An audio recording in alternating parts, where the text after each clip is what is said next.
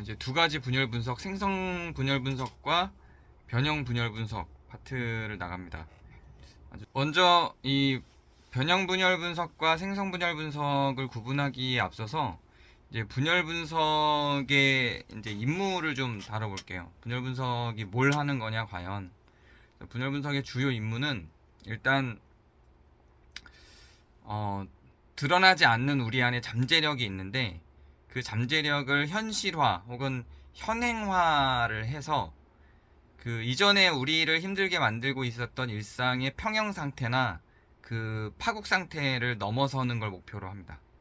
그러니까 우리 안에 있는 새로운 가능성을 발견해서 그걸 실현하게 해주는 과정이 분열 분석이라고 생각을 하면 돼요. 그러니까 제가 되게 좋아하는 그 화법 전문가인데 박재현 강사가 했던 말 중에 이런 말이 있어요. 제가 원래 좋아하는 분이에요. 근데 이 말이 이제 현대 심리학이 가장 많이 갖고 있는 패턴 중에 하나인데 제가 반대하는 분열 분석이 정확하게는 분열 분석이 반대하는 입장이어서 대비를 좀 시키려고 그러는데 이런 거죠. 외부에서 안 좋은 일이 있어도 예를 들어서 누군가가 나에게 욕을 하거나 나에게 잘못된 행동을 해도 내가 그걸 해석을 달리해서 받아들이면 되는 거 아니냐, 이제 이런 강의를 하는 걸 봤어요. 근데 이게 지금 심리학 체계가 갖고 있는 상담의 방법이 아주 중요한 방법입니다.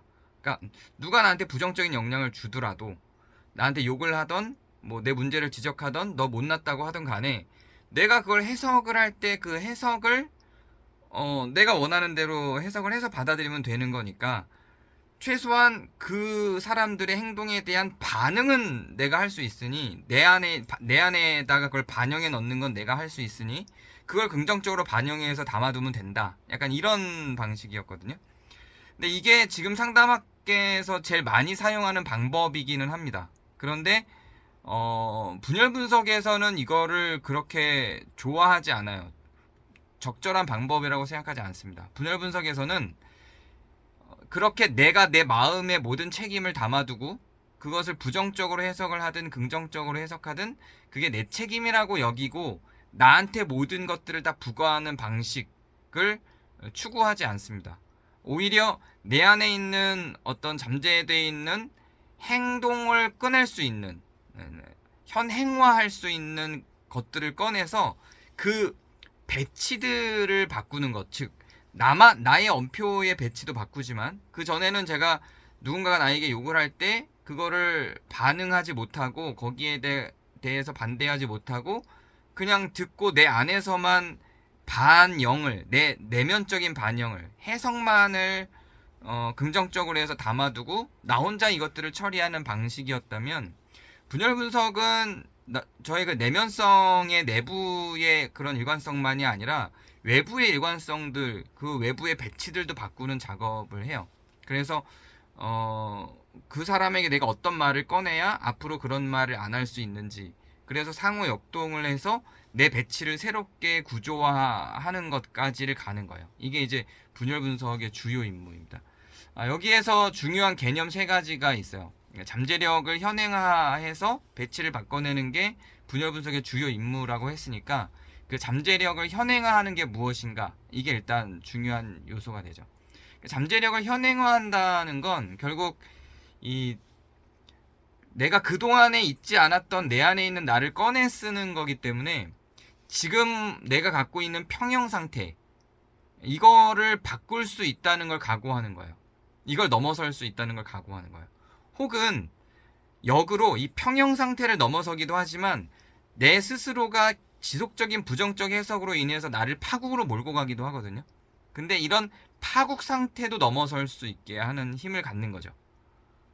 그래서 현실적으로 나한테 처해져 있는 그런 배치를 횡단할 수 있는 내 속에 있는 잠재력들을 발견하고 그 잠재력을 꺼내는 작업을 하는 겁니다.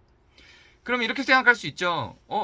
잠재력이 없는 사람은 어떻게 해요? 잠재력이 그런 것들을 배치를 바꿔낼 수 있는 힘이 없는 사람도 있을 텐데요. 이렇게 생각할 수 있죠. 근데 분열 분석적인 입장에서는 그 미시적인 변화만으로도 많은 배치들을 바꿀 수 있다고 생각을 해요. 그리고 실제로 그런 실험들을 했던 거죠. 미시적인 변화로 주변에 있는 많은 것들을 바꿀 수 있다. 근데 그 미시적인 변화를 꺼내지 못했기 때문에 굉장히 많은 것들을 바꿔내지 못한다라고 생각을 하는 겁니다. 그래서 그 작고 미시적인 변화를 추구하지 못할 만큼 잠재력이 없는 사람은 없다고 보는 거죠.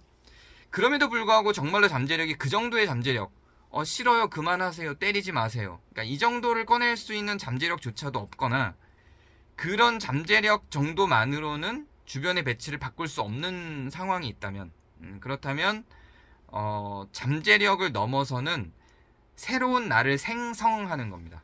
새로운 나를 만들어내는 거죠. 그래서 창의적이고 자율적인 행동들이 굉장히 중요해져요.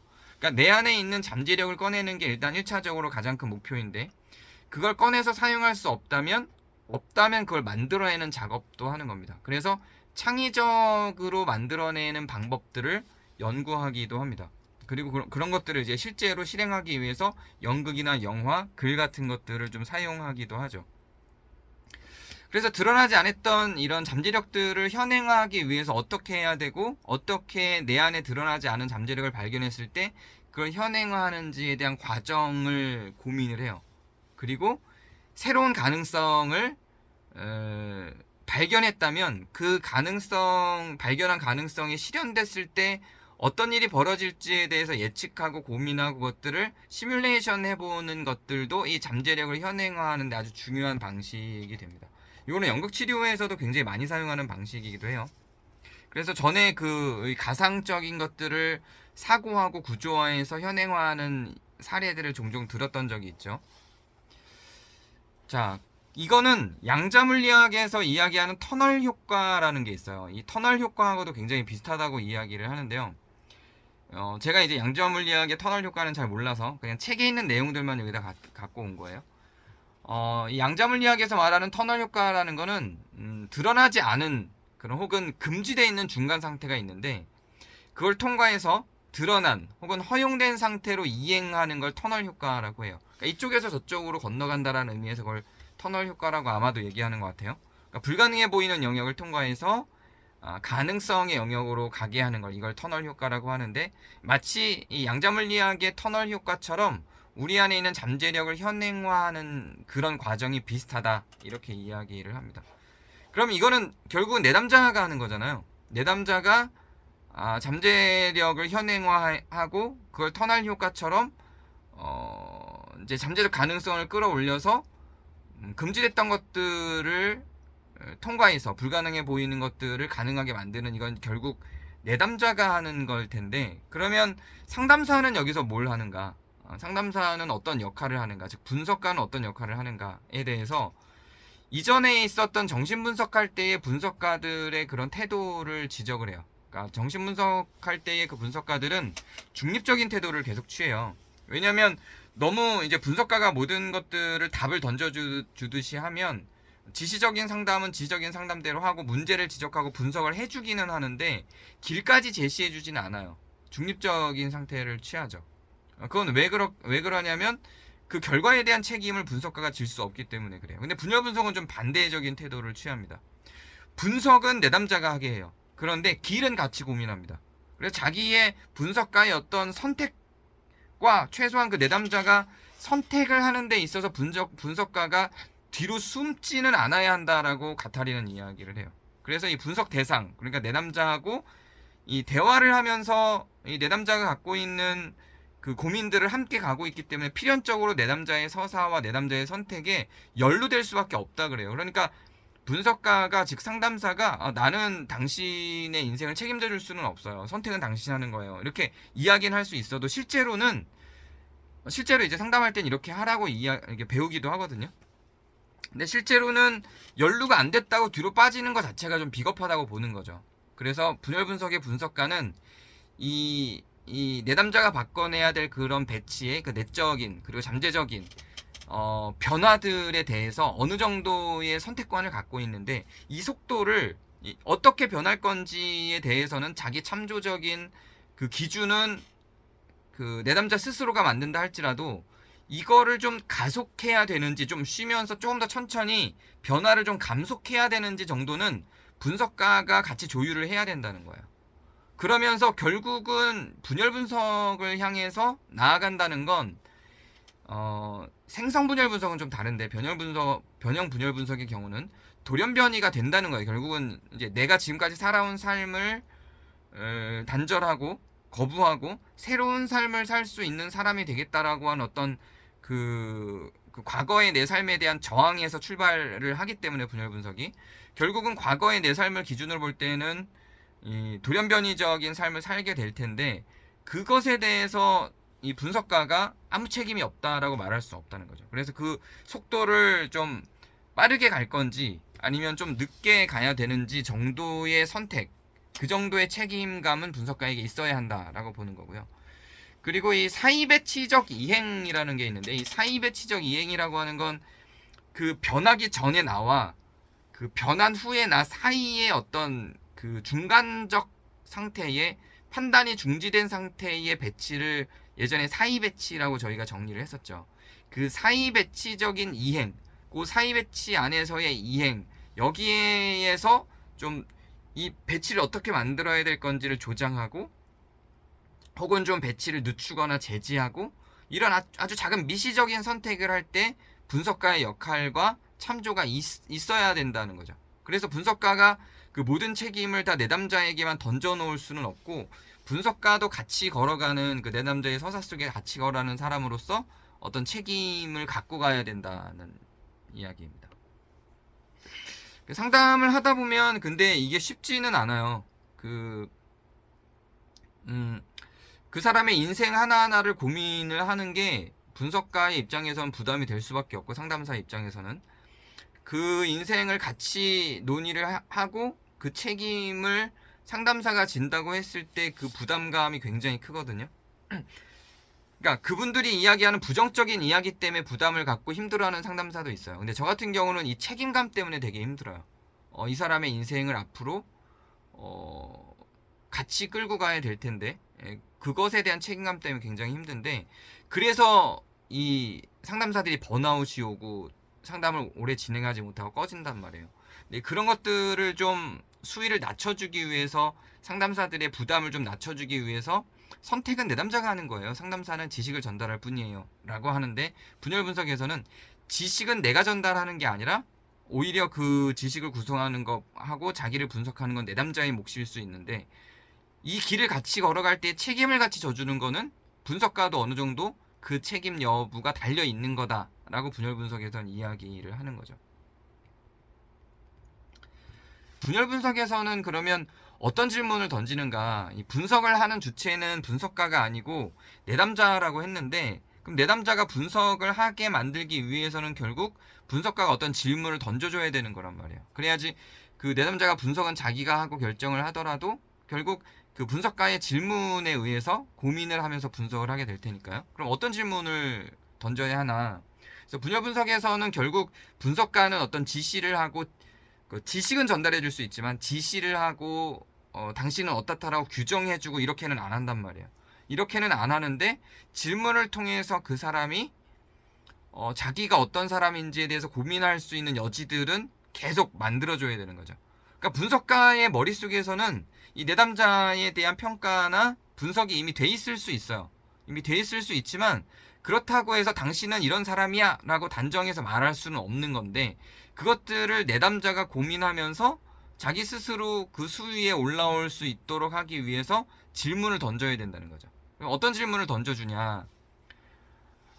먼저 배치의 선택 이유. 그러니까 왜 지금 내가 처해져 있는 이곳의 배치는 다른 배치가 아니고 지금 이 배치인가? 나는 왜 이 집에 살고 있고 나는 왜 이 친구들을 만나고 나는 왜 이 일을 하고 있고 왜 다른 배치가 아니라 이 배치인가? 이거를 고민을 하면서 던질 수 있어야 된다라는 거죠. 그래서 이 배치는 지금 내가 처해져 있는 것에 대한 질문도 하지만 내가 앞으로 현행화해서 변할 것에 대한 그림을 그리잖아요. 가상적으로. 그 가상적으로 앞으로 변할 것에 대한 그림을 그릴 때 그때도 어떤 배치들을 구상하겠죠. 그때 나타날 배치들은 왜 그 배치인가? 이것들도 계속 고민을 해야 된다는 겁니다. 그래서 그런 특정 배치가 형성되게 되는 내 개인적인 선택 혹은 사회적인 맥락, 사회적으로 내가 피할 수 없는 어떤 그림이 있는지, 개인적으로는 어떤 그 배치를 선택을 할 건지 이런 것들도 고민을 해야 되고, 그리고 왜 내가 이 배치를 선택하는지에 대해서 내 안에 있는 동기, 내 안에 있는 그 배치를 만들어내는 욕망의 구조, 이제 이런 것들이 다 질문을 통해서 구성이 되는 거죠.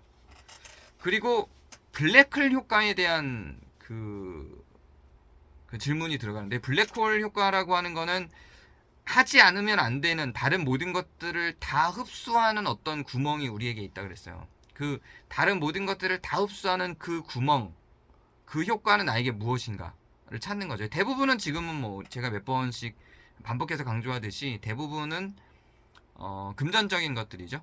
자본주의적인 것들. 이런 자본주의적인 것들이 우리한테는 보통 블랙홀이 되고, 어떤 사람한테는 연애 대상이 그 블랙홀 효과를 가져오는 대상이 되기도 해요. 어떤 사람한테는 자녀나 부모가 그 블랙홀 효과를 가져오는 사람이 되기도 하죠.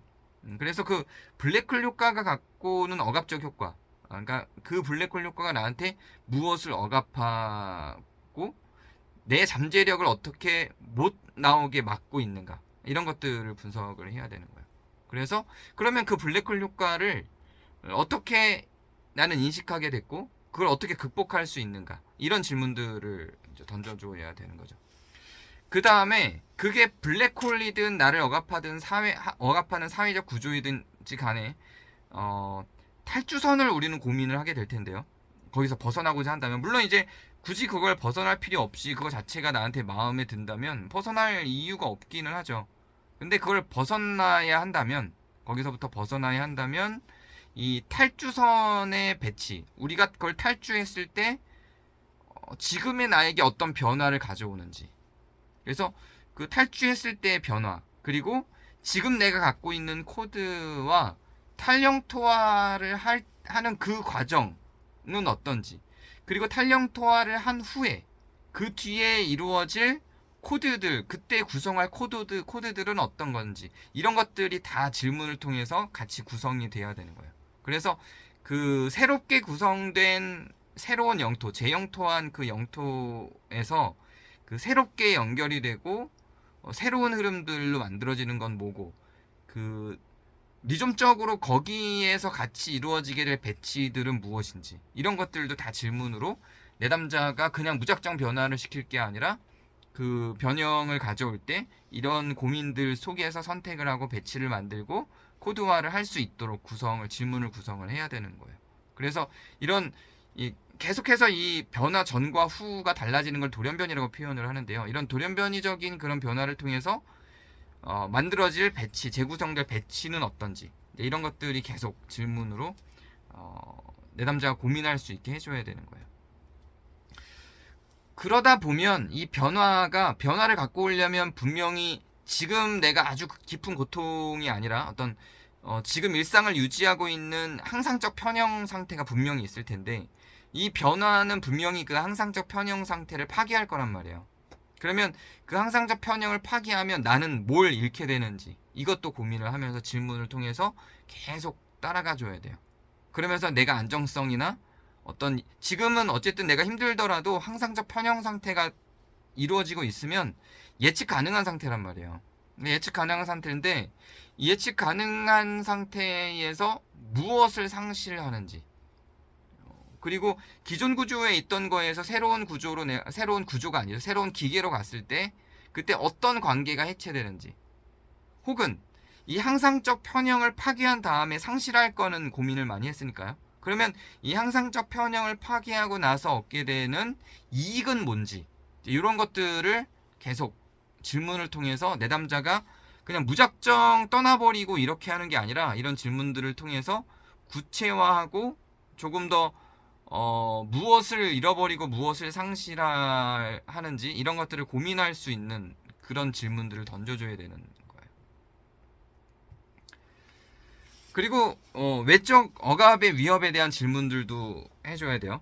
이거는 이제 아까 처음에 질문한 거하고도 좀 비슷할 수 있는데, 그 사이 배치와 관련해서 이런 그 사이 배치, 변화되는 가정 사이에 있는 그 이전의 세계, 지금 내가 살고 있는 이 영토도 아니고 새롭게 구성할 영토도 아니고 그 어떤 사이 배치가 있을 때 그 사이 배치를 폐쇄하는, 그러니까 내가 자유롭게 고민하고 왔다 갔다 할 수 있는 그런 사이 배치를 폐쇄하는 외적인 억압, 중대한 억압, 어떤 위협은 무엇인지. 대체적으로는 뭐 경제적인 제약이겠죠.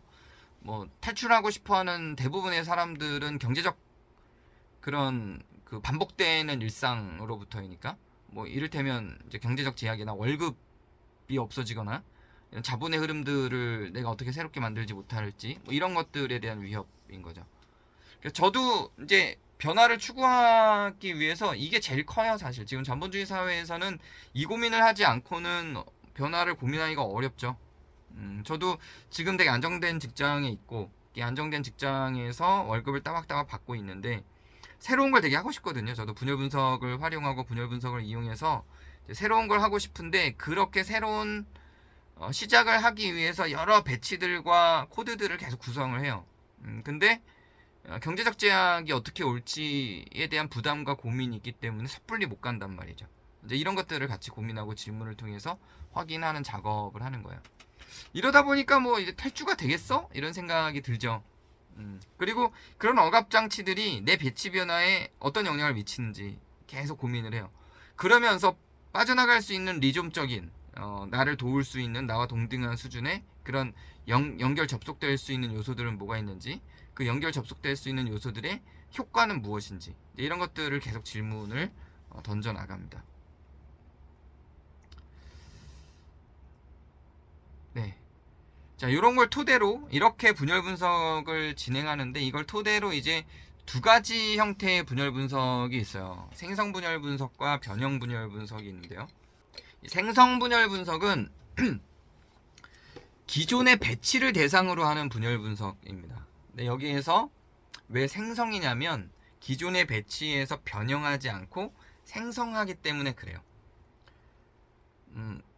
변형 분열 분석은 기존의 배치가 아니라 새로운 걸 창조하는 분열 분석입니다. 그래서 이 두 가지는 목표 자체는 배치를 변화시켜서 내 안에 있는 잠재성을 끌어올리는 그 목표는 비슷한데, 추구하는 바가 다르죠. 토대가 다르고 영토, 이걸 실천하는 영토가 다르죠. 먼저 생성분열 분석을 좀 살펴보도록 할게요. 이 생성분열 분석 속에서는 기존의 배치를 대상으로 한다 그랬잖아요. 그래서 어떤 형태든지 분열 분석에는 이행 구성 요소라는 게 등장을 하는데, 이행 구성 요소라는 건, 이행이라는 건 변화를 의미하는데, 변화시킬 수 있는 요소, 구성 요소를 이행 구성 요소라고 해요. 그래서 이 이행 구성 요소가 그 생성 분열 분석에선 변형 분열 분석보다 기존 배치를 대상으로 하기 때문에 상호작용이 약할 수밖에 없죠. 큰 변화를 시키지 않고 약한 상호작용을 할 수밖에 없고요. 또 억압적인 어떤 그런 역량들도 약할 수밖에 없고요. 상호작용이 약하니까 억압도 당연히 약하겠죠. 그래서 이 생성분열 분석이 하는 역할은 블랙홀 효과를 약화시키는 정도예요. 그러니까 나를 계속 빨아들이는 어떤 대상이 있잖아요. 어떤 사람은 연인에게 완전히 몰입하고, 어떤 사람은 워커홀릭이 되고, 또 어떤 사람은 뭐 그 부모님과의 밀착하게 모든 게 몰입돼 있고, 뭐 이제 이런 어떤 우리를 빨아들이는 블랙홀 효과가 있는데, 그런 블랙홀 효과를 약화시키는, 그래서 내가 없어지거나 파국으로 가는 것만 막는 정도 수준에서 이 분열 분석이 진행되는 게 생성 분열 분석입니다. 이런 거는 그 강제적인 기준, 어떤 나를 억압하는 그것에 대한 저항 정도에서 정리가 돼요. 그리고 뭔가 결정론적인 것에서 도피하는 것을 벗어나는 걸 시도하죠. 그러니까 결정론적인 것이라는 건 난 이렇게 될 수밖에 없어? 아니면 이렇게 해야 되는 것들, 당연히 반드시 해야 되는 것들, 이런 것들에서 벗어나는 시도를 해요. 저도 이제 강의할 때 강의 패턴이나 이런 것들이 분열 분석할 때는 크게 다르지 않은데, 학교에서 강의할 때나 뭐 상담할 때도 초기에 제가 갖고 있던 어떤 그런 패턴들을 지금 되게 많이 자유롭게 많이 바꾸고 있거든요. 뭐 복장도, 옷도 되게 자유롭게 요즘은 뭐 반바지 입고 만나기도 하고, 뭐 아주 자유롭게 만나고 그런 것들을 시도하기도 해요. 그래서는 상담사는 어때야 돼, 뭐 교수는 어때야 돼 라고 하는 어떤 그 결정론적인 해석들이 있었고 당위적인 해석들이 있었는데, 그런 기준들을 바꿔내는 거죠. 이런 좀 더 미시적이면서 기존의 배치를 배치 안에서, 토대 안에서 하는 것들이 이제 생성 분열 분석입니다. 코드의 변화만 갖고 오는 거예요. 영토 자체를 바꾼다기보다. 근데 변형 분열 분석 같은 경우는 완전히 새로운 배치를 창조를 해요. 이때는 이제 이행 구성 요소들이 아주 강하게 상호작용을 하고요.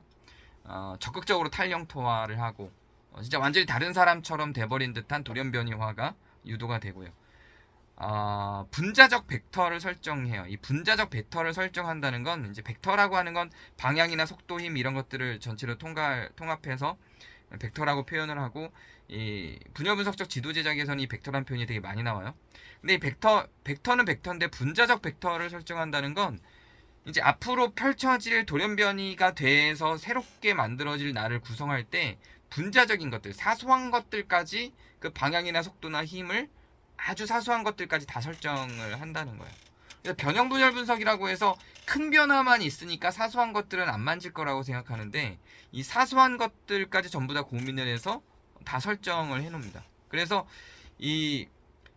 그렇게 해서 하나하나 구성하는 앞으로의 그 배치와 지금 내가 갖고 있는 배치, 이 서로 간의 관계성도 확인을 하고요. 그것들을 변화시키기 위해서 어떤 표현 소재를 사용할 것인가, 어떤 표현 소재를 사용할 것인가를 탐색합니다. 이게 굉장히 중요해요. 표현 소재라는 게 이제 이 기계적 무의식에서도 후반부에는 굉장히 중요하게 나오고, 분열 분석적 지도 제작에서는 이 표현 소재라는 표현이 굉장히 많이 나옵니다. 결국은 우리가 변화시키기 위해서 가장 많이 사용하는 게 표현이에요. 그러니까 분열 분석은 원래 내용 형식 체계로 있었던 우리의 언어 구조를 내용 표현 형식으로 전환하잖아요. 초반에 우리가 많이 했죠. 우리는 언어라고 하는 건 우리의 삶 속에서 만들어지는 언어들은 내용 형식으로 구성이 되어 있다고 생각을 해요. 그래서 내용 형식으로 구성이 되어 있다라는 건 이 내용에 이미 어느 정도 규격화되어 있는 형식이 있다고 생각하는 거란 말이에요. 근데 이거를 깨죠. 이걸 깨고 내용 표현으로 바꿔서 사고를 하게 만드는 게 분열 분석의 방향성이에요. 내용 표현이라고 하는 건 내용을 얼마든지 형식을 벗어나서 형식에 묶이는 게 아니라 표현할 소재들로 갈 수 있는 거예요. 그러니까 이 내용이 있다. 그럼 내용은 어떤 형식을 담아야 되지는 이미 수목적인 규정된 어떤 생각 속으로 자꾸 들어가게 만들거든요. 근데 내용에서 형식에 대한 고민이 빠지고 내용 형식 구조의 고민이 아니라 내용 표현의 구조로 생각을 할 때는 이 내용을 어떻게 표현할 것인가를 생각하기 때문에 굉장히 적극적이 돼요. 그리고 이거는 이제 무엇에서 어떻게로 전환하는 사고를 갖는 거예요. 이를테면 아버지한테 내가 하고 싶은 이야기를 해야 된다라고 생각할 때, 근데 아버지가 되게 엄해요. 그래서 그때는 내가 담고 있는 내가 할 말에 대한 그런 말의, 즉 그 내용의 형식을 고민한단 말이에요. 근데 어떻게 표현할까를 고민한다는 건 이미 말을 하는 거는 정해진 거예요. 변화는 정해졌고 그걸 어떤 표현 소재로 담을 것인가만 고민하는 거죠. 그래서 내용 형식의 구조 속에서는 큰 변화 없이 계속 생각만 돌아가거든요. 근데 내용 표현으로 바뀌면 움직이게 되죠. 말을 하게 되는 거예요. 어떤 소재를 선택할 것인가, 어떤 단어를 선택할 것인가, 어떤 표정을 선택할 것인가, 심지어는 어떤 때를 선택할 것인가. 그래서 어떤 방식으로, 여기서 이제 표현의 형식, 이건 내용의 형식이 아니라 표현의 형식이 나오는 거예요. 어떤 방식으로 표현을 할 것인가, 이런 것들을 고민을 하면서 이 변화를 주는 데 있어서 표현 형식들을 생각을 하죠. 이런 것들 이제 변형 분열 분석에서 고민해야 될 부분들이에요. 그러면서 이게 이제 좀 큰 그림으로 많은 변화가 있기 때문에 놓치기 쉬운 분자적인 정치. 그러니까 여기 정치라고 하는 표현은 이 정치를 지금 대통령 이런 정치를 얘기하는 게 아니에요. 우리가 운영하는 사회의 정치라는 건 그냥 사회라고 생각을 해도 돼요. 우리가 소속되고 우리가 운영하는 지금 내가 살아가고 있는 이 사회, 내가 접촉하는 사회, 거기에서 나타나는 그 작동들, 이런 것들을 다 분석을 해서 아주 작고 사소해 보이는 것들까지도 전부 분석을 해내는 거죠. 그러면서 이행 구성 요소들을 어떻게 이행시킬 것인지 그 변화되는 절차들을 하나하나 다 분석을 해냅니다. 이게 이제 변형 분열 분석의 과정이에요. 생성 분열 분석과 변형 분열 분석이 전부 다 이행 구성 요소들을 작업을 하고 분자적인 장치들을 전부 다 고민을 하면서 코드들을 다 그 벡터를 다 고민을 하긴 하는데, 생성 분열 분석은 기존의 배치를 대상으로, 변형 분열 분석은 새로운 배치를 대상으로 고민을 하는 거다, 이렇게 생각을 해주시면 돼요. 이런 분열 분석은 어떤 기능을 하는가, 어떤 기능을 하냐면 세 가지 기능이에요. 판별 기능, 증식 기능, 도표화 기능이라는 걸 하는데, 이 판별 기능이라고 하는 건 그 기호의 교차 방법을 식별해요. 이건 뭔 말이냐면, 우리가 분열 분석을 통해서 변화되기 전과 변화된 후의 기호, 사용하는 말, 행동, 이런 표현에 대한 기호, 이런 것들이 변화가 될 거란 말이에요. 요거를 식별을 하는 거예요. 이게 분열 분석 기능이에요. 그리고 변화가 됐다. 네, 표현 소재가 바뀌었다는 거죠.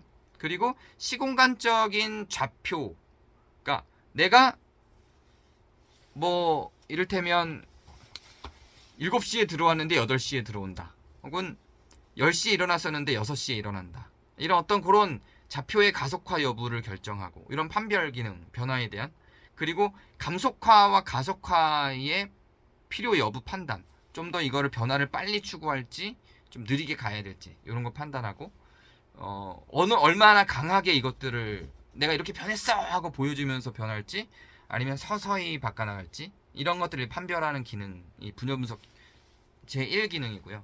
분열 분석의 두 번째 기능이 증식 기능입니다. 이거를 결국은 우리가 속해 있는 지층들이 있잖아요. 저가 이제 여러 지층이 있는데, 가정이란 지층이 있고, 교회라는 지층이 있고, 뭐 직장이란 지층이 있고, 상담이란 지층이 있고, 친구들이란 지층이 있고, 저한테 있는 어떤 여러 지층들이 있는데, 그러니까 어떤 지층화를 거기서부터 분리를 해내겠죠. 변화를 추구하려면. 그때 이걸 분리했을 때 전체의 나의 그런 모습들을 다 보고, 이게 점차적으로 서서히 어떻게 바꿔져 나갈지를 다 그려낼 수 있는, 어떻게 이게 증식되어져 나갈지, 하나하나 서서히 어떻게 바뀌어 나갈지를 전망할 수 있는 그런 기능. 그리고 뭐가 분리되고 뭐가 연결되는지, 어떤 것들을 차단하고 어떤 걸 새롭게 하게 되는 건지에 대한 탐색. 그러니까 만약에 내가 10시에 그동안 10시에 일어났는데 이제 6시에 일어나는 걸로 바꾼다면, 어떤 것들인 끊기고 어떤 것들은 새롭게 연결될지, 이제 이런 것들을 탐색을 하는 거죠. 이게 증식 기능. 그리고 기존 구조, 내가 지금까지 살아가던 패턴과 구조에서 어떻게 하면 벗어날 수 있을지에 대한 그런 경로를 모색하는 거. 순서. 자, 그럼 내가 6시에 일어나려면 시계를 맞춘다. 하나로 맞춰서 잤더니 그 다음날 못 일어났다. 그러면 2개를 맞춘다. 이렇게 하나하나의 어떤 그런 경로들을 모색하는 거죠. 그냥 도표화 기능이 이제 제일 중요한데, 판별 기능하고 증식 기능은 대충 이해가 되죠. 도표화 기능이라고 하는 건 이런 표현 소재, 내가 이거 변화를 위해서 내가 활용하는 그 언표, 표현 소재가 이 기계 장치를, 새로운 나로 변화시키는 기계 장치를 어떻게 작동시키는지, 이것들을 이제 분석하는 거예요. 어떻게 작동시키는지 구체적으로. 이를테면 아버지가 나를 때리려고 할 때, 아버지 이제 그만하세요, 폭력 쓰지 마세요 라고 하는 표현 소재를 제가 사용했다고 가정해봐요. 그런 표현 소재를 사용했을 때 어떻게 이 기계 장치들이 돌아갈지, 그럼 아빠가 어떻게 반응할지, 뭐 엄마는 어떻게 반응할지, 그럼 우리 집은 어떻게 될지, 우리 가정은 어떻게 될지, 뭐 이런 기계 장치들이 어떻게 가동될지, 이런 것들을 고민을 하는 거죠. 그리고 현재를, 지금의 문제들을 횡단할 수 있는 가능성. 그러니까 예를 들면 이런 거는, 뭐 아빠가 날 때리려고 또 손을 들었다라고 할 때 내가 아빠를 때려서 이긴다. 근데 나는 초등학교 5학년이다. 이 가능성이 없죠. 이런 것들도 전부 다 가능한 영역이 뭔지, 변화를 만들기 위해서 고민을 하는 거죠. 그리고 잠재적 변화의 경로를 시각화해요. 그러니까 지도화, 전에 제가 과제로 내준 지도화 과제는 많이들 안 하셨는데, 시각화를 하는 거죠. 이거에 막히면 그 다음엔 어떻게 갈지, 이런 것들을 다 시각화하는 게 이제 도표화 기능이고요. 그럼 새로운 경로로 나를 안내하는 새로운 지도를 또 그려보는 작업, 이런 게 다 도표화 기능. 그래서 분열 분석에는 하기 위해서 판별 기능, 증식 기능, 도표화 기능, 이 세 개의 기능이 있어야 분열 분석이 좀 원활하게 돌아갈 수 있는 겁니다. 그럼 배치의 차원에서도 고민해 봐야 될 게 있는데요. 먼저 이행 구성 요소에서 고민을 해야 될 게, 무엇을 무엇으로 변화시킬 것인가. 이건 뭐 당연한 것이죠. 그 내가 변화가 있으려면, 이행을 하려면 어떤 게 어떤 것으로 변할 것인가. 그냥 뭐 나는 집 나간다 이렇게만으로는 안 되는 거예요. 나는 그냥 집 나간다 정도 수준으로 안 되고, 내가 집 나갔을 때 뭘 바꾸고 뭘 변화시켜야 되는지 이런 게 구체적으로 정리가 좀 돼야 되는 거죠. 그렇게 배치간 이행을 가능하게 하는 건 뭔가, 뭐 이를테면 그걸 이행을 하기 위해서 돈이 있어야 된다. 뭐 살 집은 있어야 된다. 이런 게 아예 없다 그럼 가능하지 않은 거니까요. 그걸 가능하게 하는 것은 무엇인가? 그리고 변화에 대한 그 최종적이진 않더라도 방향성. 나는 그냥 무조건 집 나간다가 아니라 어떤 방향성을 갖고 변화할 것인가? 변화시킬 수 있는 매개체는 무엇인가? 이런 것들이 이행 구성 요소에서 고민을 좀 해봐야 되는 얘기고, 아까 이건 질문에서 다 나왔던 얘기죠. 그러니까 언표행위, 표현수단은 어떻게 사용할 것인가? 또, 이 감각 능력을 부여하는 수단이라고 하는 건 뭐냐면, 그, 내가 확인 가능한 요소들에서 이 표현수단들, 언표행위가 배치가 돼야 된다는 거예요. 그러니까 두리뭉실하게 하면 안 되고, 감각할 수 있는, 그래서 감각이라고 하는 건 감정을 얘기하는 게 아니고요. 확인 가능한, 감각할 수 있는 능력을 기준으로 그런 것들을 다 언표행위들, 배치들을 정리를 해야 된다는 거예요.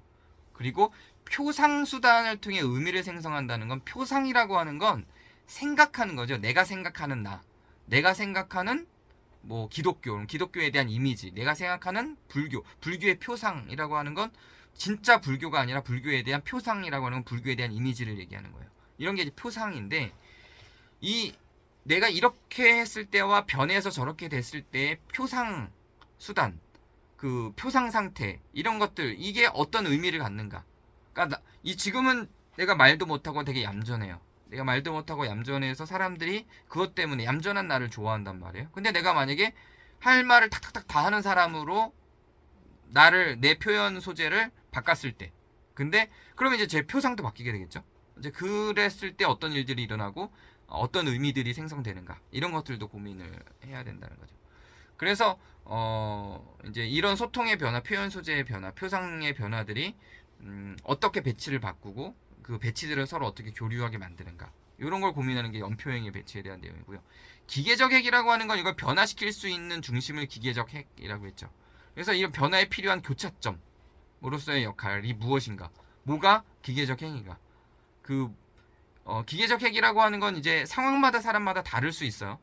그래서 그 기계적 핵을 분석하는 게 사실 제일 힘들고 어려울 수 있는데, 무엇이 이걸 변화 가능하게 만들 것인가예요. 에너지가 변환될 때에 나타나는 그 중심이 무엇인가, 이거를 찾는 거야.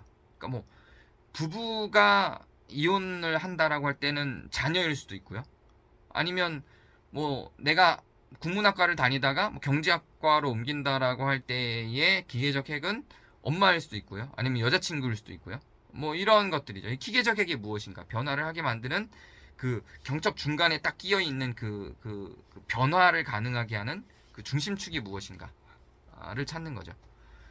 그래서 결국은 이 기계적 핵을 찾을 때에 많이 고민할 건, 이건 청계의고원에 나왔던 표현인데, 가장 영토화된 것에서 가장 탈영토화되는 것으로 전환하는 게 이제 이 분열 분석의 변형의 아주 핵심이에요. 그러니까 이게 무슨 말이냐면, 가장 영토화됐다라고 하는 거는 그 영토에서 가장 나를 무게감 있게 짓누르고 있는 거예요. 그러니까 아버지가 때린 아버지가 무섭다라고 한다면, 그 아버지가 때리고 무서운 그게 가장 영토화된 거거든요. 그럼 가장 탈영토화된다라고 하는 건 절대 맞지 않는 상태로 가는 게 가장 탈영토화되는 거죠. 이런 걸 얘기하는 거예요. 배치의 상호작용도 앞에서 계속 얘기를 했던 거예요. 결국은 배치를 바꾸면 바꾼 배치들은 계속 상호작용을 할 거예요. 서로 영향을 주고받을 건데, 어떤 영향들이 생길지, 내가 변화가 되면 표현 소재를 바꿔서 던지면 어떤 변화가 생길지, 이런 것들을 고민하는 게 이제 배치의 상호작용이고요. 이런 배치의 변화가 반드시 다른 것들에 대해서도 다른 배치들에 대해서도 영향을 미치게 할 수밖에 없는데, 어떤 영향들이 올지를 계속 고민을 하는 거죠.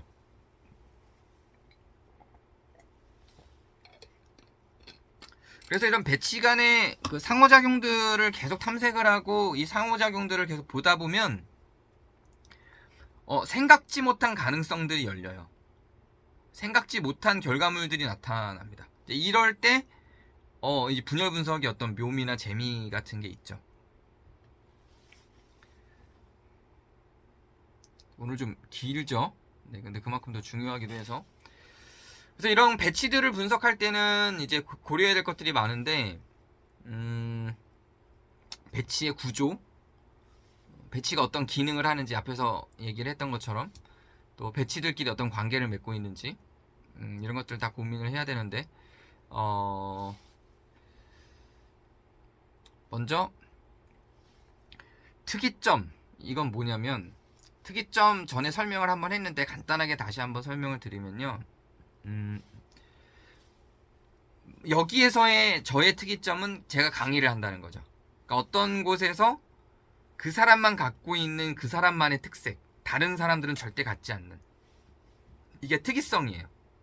그 특이성을 만드는 지점을 특이점이라고 합니다. 그러니까 제가 여러분들과 지금 다른 건 제가 강의를 한다는 거예요. 강의를 한다는 게 제 특이성이에요. 그럼 저희 특이점은 강의인 거죠.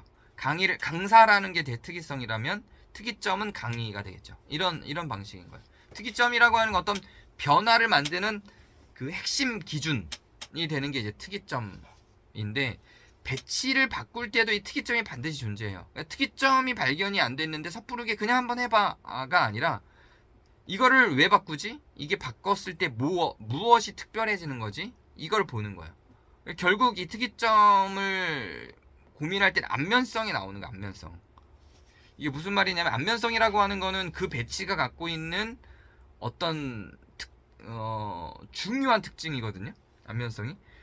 뭐 예를 들면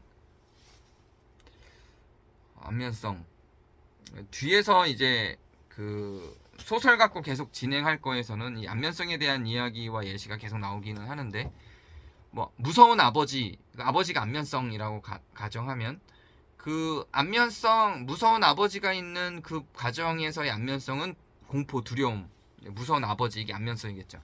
근데 이 안에서의 리토르넬로는, 뭐 아빠가 어제는 머리를 때렸는데 오늘은 등을 때렸다, 뭐 내일은 배를 때린다, 뭐 이렇게 되는 게 이제 차이를 갖고 나타나긴 하지만 여전히 그 폭력이라고 하는 그런 안면성이 있는 거죠. 근데 이게 변했을 때 어떤 특이점이 있냐면, 여기서의 특이점이 폭력이라고 한다면 새롭게 변화될 곳에서의 특이점은 폭력이 없는 거죠. 이제 화해 이렇게 되겠죠. 이게 특이점. 그러니까 결국은 배치를 바꾼다라는 건 특이점의 이동이에요. 그런 의미인 겁니다. 그래서 또 언표행위도 특이점이나 이런 배치의 변화와 따로 떼어놓을 수가 없죠. 표현 소재 이야기를 계속 했잖아요. 결국은 이 배치라고 하는 거는 자아 상태를 만들어요. 자아라고 하는 건 내가 생각하는 나예요. 자아상이 부정적이라고 하는 건 내가 나를 부정적으로 생각한다는 거고요. 자아상이 긍정적이라고 하는 건 내가 나를 긍정적으로 생각한다는 거죠. 결국은 배치가 자아 상태를 만들어요. 그리고 이 배치가 기계적 영토성의 등록기 역할을 해요. 이건 뭐냐면, 내가 생각하는 어떤 내 생각의 구조를 등록하는 건 이전 심리학에서는, 분열분석 이전 심리학에서는 나라고 생각을 했어요. 아까 그 박재현 선생이 얘기한 것처럼 나라고 생각했어요. 다른 주변 사람들이 아무리 뭐라고 하든 내가 난 괜찮아, 난 잘났어, 이렇게 등록하면 된다는 거죠. 근데 분열분석에서는 그게 안 된다고 보는 거예요. 저 사람들이 다 나한테 넌 못났어, 병신이야, 바보야 라고 얘기하면 저의 영토성에는 바보야 라는 자아가 등록이 된다고요. 이게 이제 타자성의 등록기가 되는 건데, 이게 영토성의 등록기, 이게 내 영토를 만드는 거예요. 그런 외부의 배치들이. 그러니까 배치를 분석한다는 건 어떻게 얘는 외부를 등록하는지를 분석하는 거고, 어떤 배치로 가야 좋은 걸 등록하는지를 생각을 하게 되는 거죠. 그래서 배치는 결국은 이런 영토성의 등록기 역할을 하게 되는 겁니다. 그래서 결국은 이제 내부의 구조도 외부의 표현 방식하고 연결이 될 수밖에 없다는 거죠. 그래서 아까 앞에서 얘기한 것처럼, 표현 소재에서 말한 것처럼 이 기계적 핵도 마찬가지로 배치를 할 때 그 배치 안에 있는 아주 핵심적인 기계적 핵이 분명히 변화를 시킬 때, 즉 그 변화를 만들어낼 때 핵심적인 기계적 핵이 분명히 있을 텐데, 그 변화의 중심을 얘기하는 거죠. 그 변화의 중심이 무엇인가, 이거를 고민하는 겁니다.